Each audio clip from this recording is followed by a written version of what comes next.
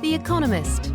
In London, this is The Economist with Tasting Menu, a selection of the tastiest morsels from this week's issue. I'm Lane Green, Deputy Books and Arts Editor, and on the menu this week, Indian politicians face off on Twitter, the trains with energy as freight, and a scramble for passports in Ireland. But first, the politics of anger was our cover line this week, looking beyond Brexit to the wider trends that fostered it.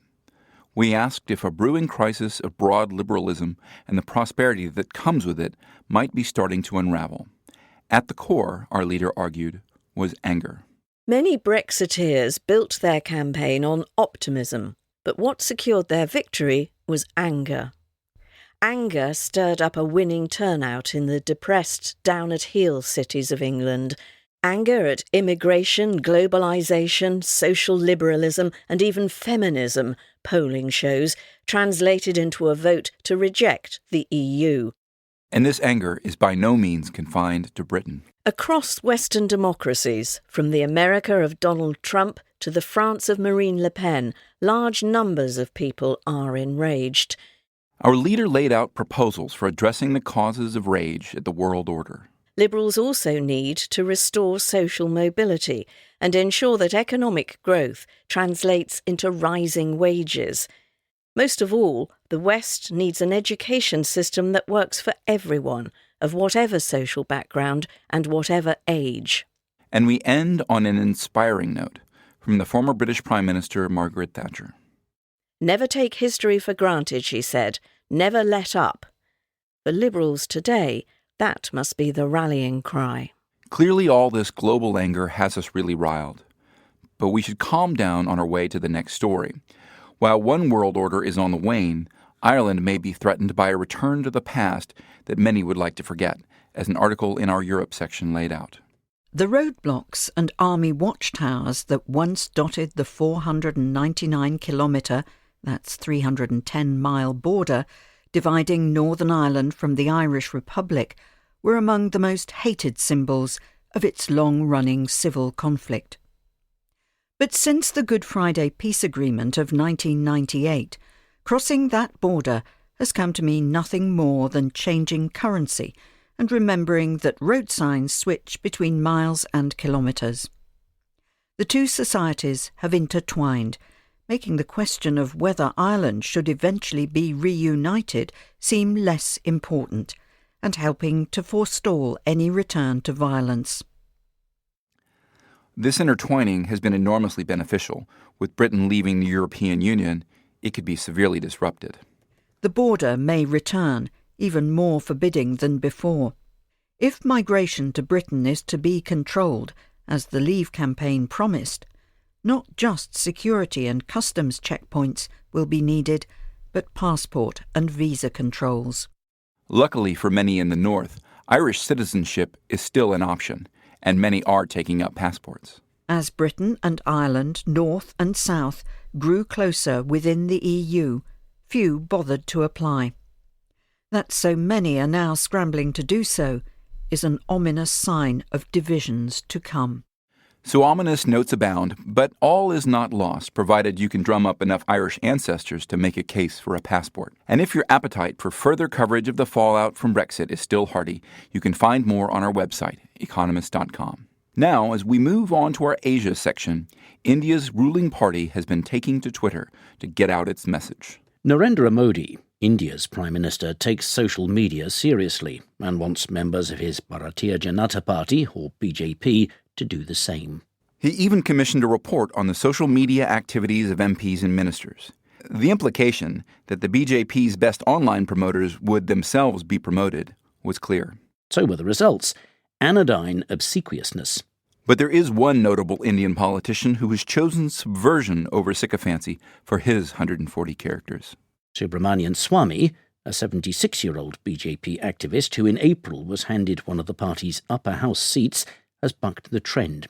He spent weeks tweeting aspersions on the integrity, competence and patriotism of India's respected central bank chief, Raghuram Rajan. Mr. Swamy then turned his digital guns on Arun Jaitley, the finance minister, who is one of Mr. Modi's most trusted advisers. After months of silence on Mr. Swami's behavior, Prime Minister Modi has finally spoken out, warning on the dangers of publicity stunts. And the reaction online? Predictably, Mr. Modi's Twitter feed erupted with praise for his performance. "Never seen such a brilliant interview by an Indian PM, so knowledgeable and aware of even minutest details," gushed one Siddhartha Verma. Mr. Swami's response was uncharacteristically philosophical. "The world is in general equilibrium. A small change in one parameter affects changes in all variables." So Krishna advised. Wise words indeed, although Mr. Swami should perhaps seek out a catchy hashtag to go with it, or perhaps an emoji of an advising Krishna. But while India's political elite trades barbs over Twitter, bigger problems are looming for big business in Europe, as our article argued that Europe's largest corporations are going from clout to rout. It feels indelicate to raise it at a time like this, but European business has a bigger problem on its plate than Britain's decision to leave the European Union. What? Unthinkable. After a decade of stagnation, the continent's firms have suffered an alarming decline in their global clout. Of the 50 most valuable firms in the world, only 7 are European, compared with 17 in 2006. Europe is fast falling behind, with China rising, but America now dominating the field when it comes to massive companies. A slide, in part, fueled by Europe's failure to capitalize on the technology boom. Europe has gone backwards in technology. It hasn't created any firms of the scale of Facebook or Google. And with fewer major companies, Europe is less likely to be at the forefront of innovation. Investment in research and development, or R&D, tends to be disproportionately done by multinational firms. Of the world's top 50 R&D spenders, only 13 are European, down from 19 in 2006, while 26 are American. So, our article argued, European companies should be allowed to undertake more mergers, which would be preferable to the worst-case scenario. That Europe's corporate weakness will eventually lead to a defensive protectionism, and the continent will close itself off from the outside world. Defensive protectionism and closing yourself off from the outside world? Now, where have I heard that before? Now, as we open ourselves up to the finance section, we're off to the end of Benelux, where there's big trouble in Little Luxembourg. June 29th was Judgment Day in a case that has changed the face of corporate tax planning. 3 men have been tried in Luxembourg for releasing secret documents relating to sweetheart tax deals between Luxembourg and multinationals. According to the defendants, their exposure of dodgy tax practices was in the public interest. According to Luxembourg, the deals were both legal and unremarkable. 2 out of the 3 were convicted, but it's not entirely a defeat for tax transparency. Nevertheless, firms acknowledge that enthusiastic tax avoidance is becoming harder to get away with. Cosy deals with the taxman are under more scrutiny. Convicted criminals, though 2 of them may now be, the LuxLeaks 3 deserve praise for their role in bringing that about. Ah, convicted criminals. They never get the credit they deserve. Now, the England team had more than a little difficulty with their energy levels in a disastrous game this week. So they might seek inspiration from the science section, where an article explored the potential of trains as stores of energy. The easiest way to squirrel electricity away in times of plenty for use when it is scarce is to pump water uphill with it. And one firm wants to use trains to do it. The firm in question calls itself ARES, which stands for Advanced Rail Energy Storage. Like Sisyphus in Greek mythology, it would take rocks to the top of a hill.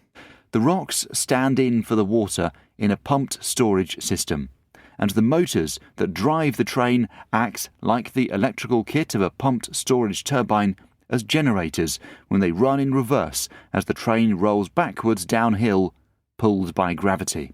With a prototype tested and plans in place for a facility in Nevada, ARES has a valuable niche. At the moment, ARES' plan is simply to draw power from the grid when it is cheap and sell it back when it is expensive. But the logical end of the line for such a railway is as a load balancer for local solar power stations. So, as it turns out, the nursery rhyme about the grand old Duke of York was actually an homage to a pioneer in energy storage. And it's a case of moving from scientific innovation to a very different kind of innovator as we turn to the passing of a great in Pakistani music that we mourned in our obituary. Amjad Sabri, Pakistan's favourite Qawwali singer, was killed on June 22nd, aged 45. Sabri came from a long line of great singers and grew up surrounded by music. The Sabri house in Karachi was full of the wheeze of portable harmoniums, the patter of drums, and the joyous, repetitive mantras of Qawwali, the songs of the millions of South Asian followers of the mystical Sufi strain of Islam. He quickly became known for his ebullient style. Indeed, his whole performance radiated calm, confidence, and joy. A big, burly man with luxuriant long black hair, brown caracul hat, one small gold earring and many chunky rings, effortlessly smiling and gesticulating through his glorious baritone singing. He became a massive and versatile star. He sang all over South Asia and took Qawwali to Europe and America, where he performed backed by saxophones. Bollywood invited him, and he was happy to sing on film. But on June 22nd, he was on his way to do another morning show when two men on a motorcycle riddled his car with bullets. The Pakistani Taliban declared that they had done it, killing a blasphemer. But the legacy of his family is not over. His 12-year-old son defiantly performed his Karam Mangtahan, I ask for kindness, Lord, in tribute to him. For the greatest message of Sufi Islam to the world is the unshakable primacy of music, peace, and love. Well, peace and love are always good notes to end on, musical or otherwise. So that was our tasting menu. Do send us your feedback via email, radio@economist.com, or on Twitter, @economistradio. In London, this is The Economist.